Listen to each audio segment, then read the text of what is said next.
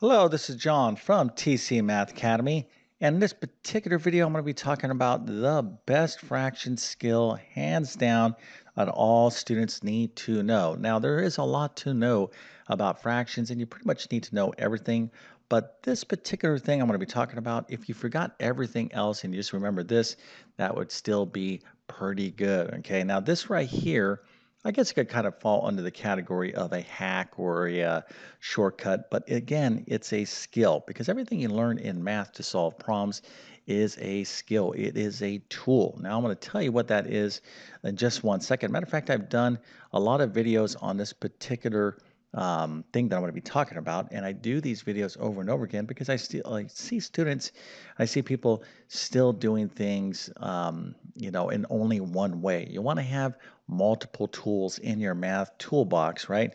So just imagine if you're going to build a house, right? Here's your little toolbox. You want to have more than just like a screwdriver and a hammer. It's nice to have additional tools because you just never know when you need those tools, and having the right tool can make all the difference when you're trying to do something, okay? Especially if you're like a carpenter or whatnot, you can certainly relate to that. And it's no different in mathematics as well.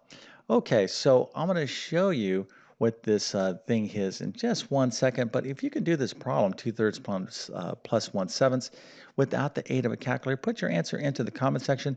I'm going to show you the correct answer as we go through this video. But anyways, this is really, really important. And some of you who have been following me for some time may have seen another version of this video, but I like to do this from time to time as a reminder because fractions are such a point of weakness for a lot of students. Okay, they don't have to be.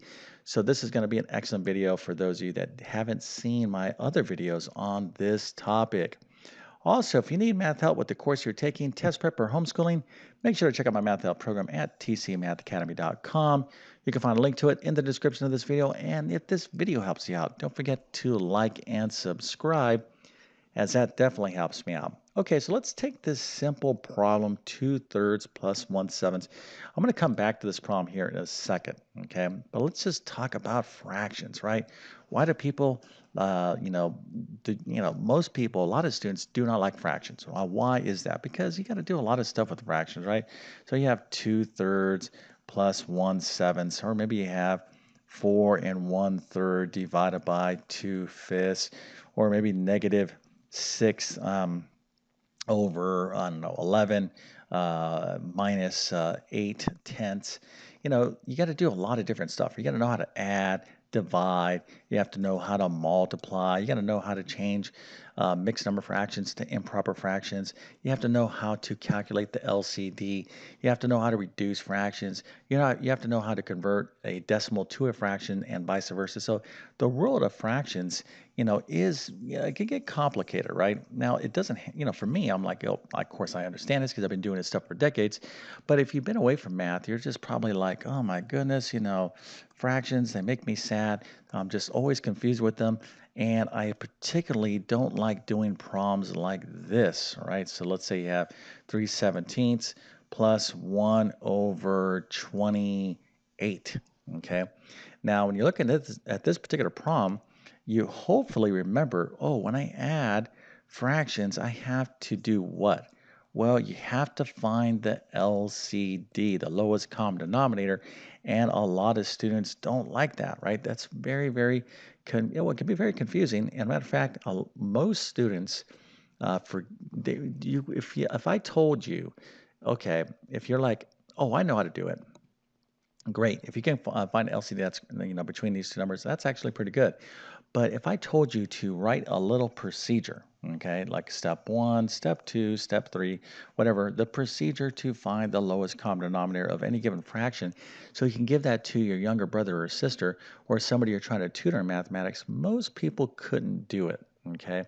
Now, I'm not saying they couldn't actually figure out the answer for themselves, but they couldn't express it in kind of a procedure. And this is really very, very important, this concept of the lowest common denominator. And that's what I'm going to be talking about in this particular video is that we're going to learn how to add and subtract fractions without using the LCD. Okay, so that's going to make a lot of people super happy. No more tears. You're gonna be like, what? We can get rid of the LCD? Well, yes, again, in so many words, we can get rid of the LCD when we're adding or subtracting fractions, but we still need to know how to find the lowest common denominator. But if you forgot how to find the LCD, you can still calculate the sum and difference of fractions. So let's go and take a look at this nice little lovely shortcut or skill. So let's go back to our problem here. So 2/3 plus 1/7. So why do we need the LCD to do this problem? Well, when we're adding or subtracting fractions, we can't add or subtract fractions unless the denominators, those bottom numbers, are the same. So this is a nice, easy problem, right? So a lot of you are like, yeah, this is not too difficult. I could do this problem. Yeah, all right, that's great, right? But could you do this problem right here? 3/17 plus 1 over 28.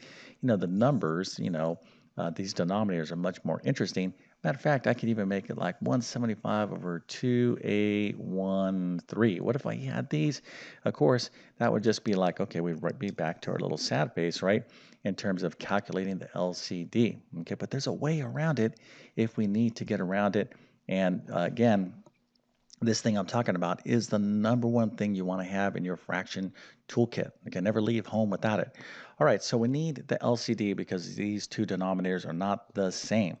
So we need to change them to be common, all right? In other words, we need a common denominator. So what number does 3 and 7 have in common? Well, they have 21 in common, all right?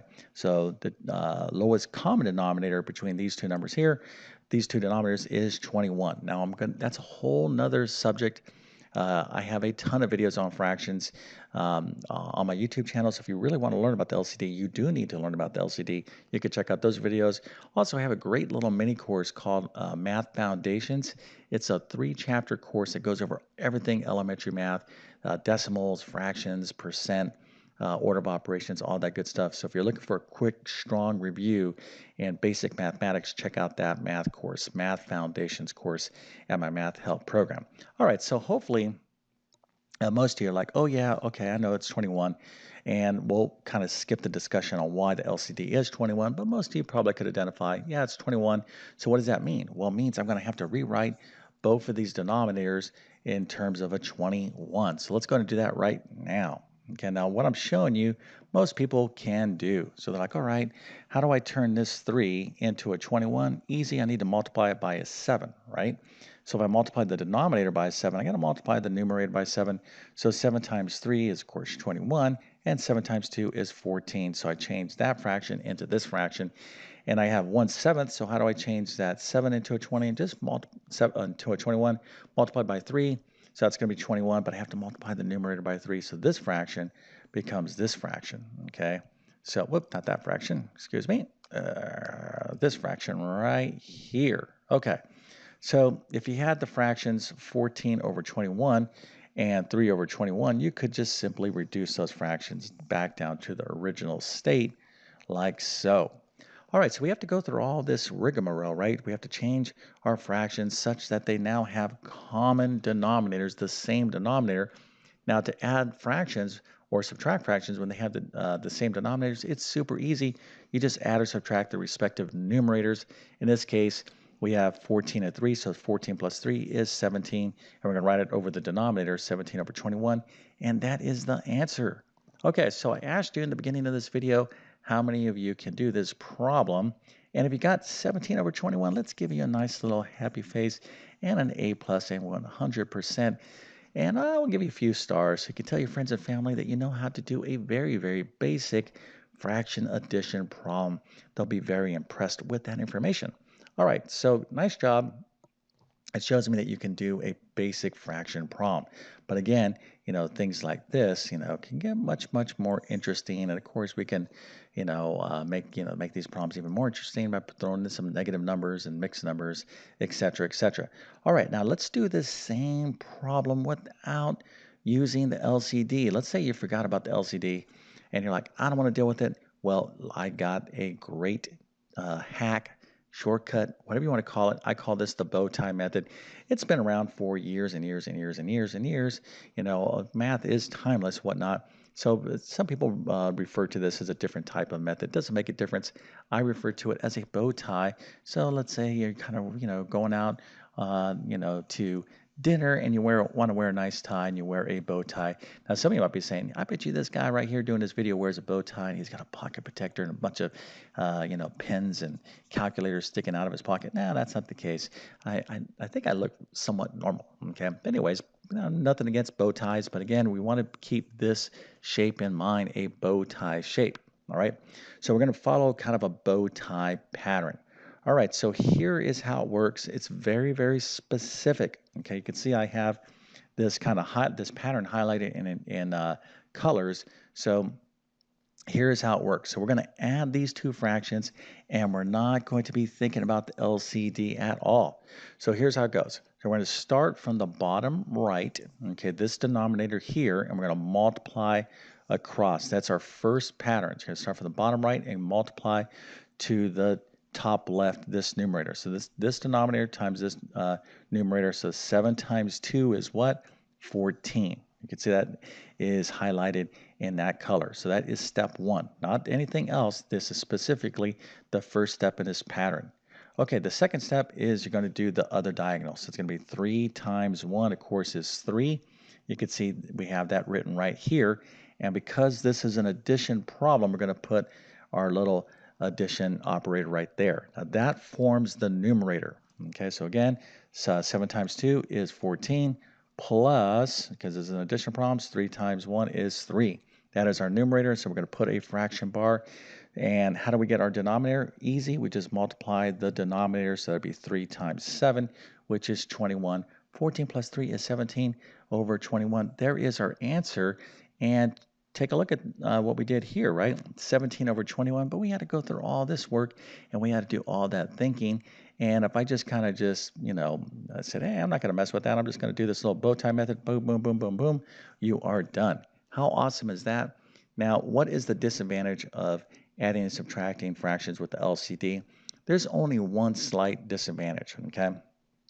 Is sometimes you will always get the answer correct, okay, if you add or subtract fractions without using this particular method. Okay, now there's a little bit more things that we want to practice with, changing mixed numbers to improper fractions to do this method.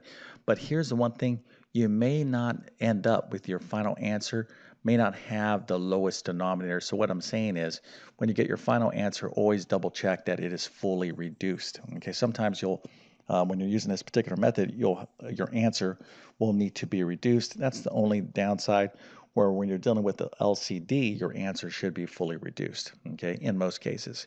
All right, so anyways, that is the bow tie method. I've done additional videos on this, but it's such an important review. And this works with algebra as well, okay? Let's go ahead and take a look at this problem. Let's say you were given this, and let's say you don't even know algebra, but you knew this bow tie method. We have 2x over y minus 3 over x. Well, how can we do this problem? Easy. We'll just apply the bow tie method. Now, of course, I can find the LCD. In this case, the LCD is yx, but let's just go ahead and use the bow tie method.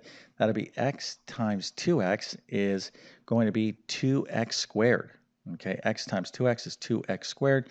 Now this is going to be subtraction. I'm going to go this direction, right? Next, y times 3 or 3 times y is 3y, and that is a difference or subtraction. So that forms our numerator. Okay, so 2x squared minus 3y, and that's going to be our numerator. We're going to put a fraction bar over y times x, yx, and you are done. Okay, so you got to know this method. This is really, really important, especially in algebra, but it doesn't exonerate you from learning the LCD and all these other very, very important concepts in arithmetic. Okay, so again, just like any toolbox, right? All these tools that you accumulate in elementary school and middle school, math tools, right? Oh, I used to know how to do this. I remember, doing that. But guess what? Just like a tool, if you don't use it for a while, it might get rusty, it might get dull. You got to sharpen these things up. You got to practice using these tools. So again, don't minimize the importance of, basic math skills, right? It's very, very important, especially for those of you that are trying to learn more advanced math like algebra. All right, so hopefully this video helped you out. If that is the case, don't forget to like and subscribe. And with that being said, I definitely wish you all the best in your mathematics adventures. Thank you for your time and have a great day.